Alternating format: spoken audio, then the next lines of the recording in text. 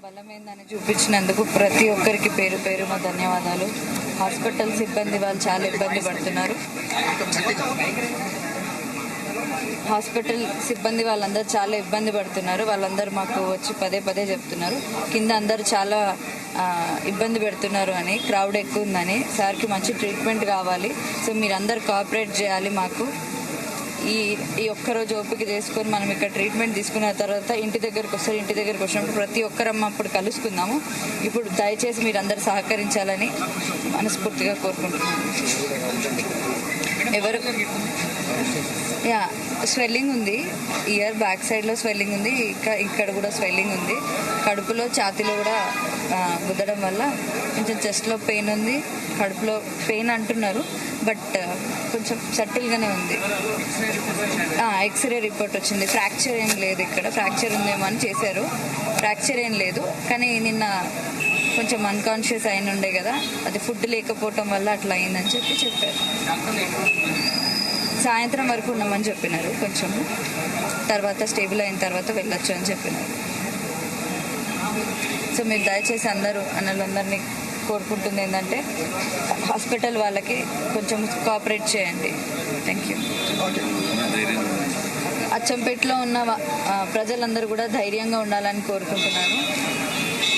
మీరందరూ మా వెంట ఉండి అనునిత్యం మమ్మల్ని కాపాడుకుంటున్నట్టు అన్న కూడా మీ అందరితో ఎప్పుడు ఉండి మిమ్మల్ని కాపాడుకుంటూనే ఉంటారు. ఇందులో ఎటువంటి మార్పు చేర్పులు భయాందోళనకి ఎవరు గురి కావద్దని కోరుకుంటున్నాను. మనకు వచ్చే బెదిరింపు కాళ్ళను కూడా ఎదిరిస్తాడు అన్న, వస్తాడు, బయటకు వచ్చినప్పుడు అందరికీ తగిన రీతిలో సమాధానం ఇస్తారని తెలుపుకుంటున్నాను. Thank you. నేను నికార్సైనటువంటి నాయకుని కాబట్టి నీ పైన విశ్వాసం ఉంచుతున్న బాలరాజ్, నువ్వే స్వయంగా నీ కారులోనే వెళ్ళి ఎమ్మెల్యేలు ఎవరు అమ్మడానికి సిద్ధంగా ఉన్నారు, ఎవరు కొనడానికి సిద్ధంగా ఉన్నారు, నీకు సంబంధం లేదు. మేము నీ ఎంబడి కొంతమందిని ఇచ్చి పంపిస్తాం.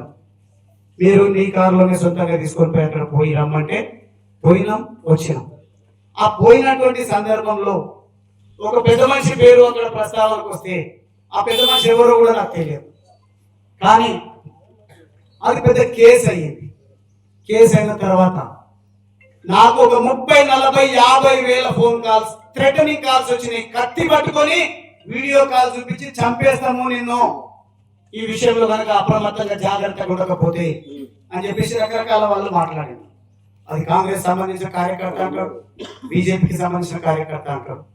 ఎవడు ఏ కార్యకర్తనో తెలియదు, కానీ ఆటంకవాదులైతే నన్ను అంతమొందించాలని కుట్ర సందులో సడేమియా అన్నట్టుగా ఆ సందర్భాన్ని చూసుకొని నన్ను అంతమొందించే ప్రయత్నం చేసిండ్రు అని మొర్రో అని మొత్తుకున్నా నీకేం పర్వాలేదని చెప్పలేదు.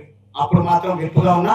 ఒక బుల్లెట్ ప్రూఫ్ కార్ ఇచ్చిండ్రు, ప్రోటోకాల్ వెహికల్ ఇచ్చిండ్రు, ఎస్కాట్ ఇచ్చిండ్రు, అన్ని ఉన్నా దాడి జరిగితే పట్టించుకున్నటువంటి పరిస్థితి లేదు. కానీ నేను ఆలోచిస్తున్నది మాత్రం గెలవాల్సింది నాయకులు, పార్టీలు కాదు, గెలవాల్సింది కేసీఆర్ గారు చెప్పినట్టుగా ప్రజలు. పేదరికం జరగాల్సింది పేదరిక నిర్మూలన. వీటిపైన నేను దృష్టి సారించి ముందుకు పోతా.